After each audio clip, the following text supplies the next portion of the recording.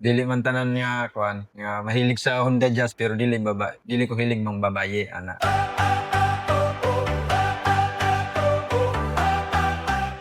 Ako nga pala si Judel at Bileran Leyte. Ako akong head painter dito. Almost 8 years. Simula pong pumunta ako ng Dubai, hindi pa po ako nauwi. Yun, nagka-problema ako. Kasi nag-overstay, na-abscond ako kasi gawa nung sa awa ng Diyos, sinalo ako ng tupan. So yung tupan yung tumulong sa akin para maayos yung papel ko, mawala yung abscond ko, tapos binayaran nila yung overstay ko na almost 8,000 dirhams. At tanan na akong mga Bisaya, narilang mo dire sa tupan. Munta na lang mo dire, magpinsay pangitaon ninyo, basta pangitaon ninyo si Jodel, ako rin mo kuhan sa inyo, kung say kanang maayong kuan ba, serbisyo.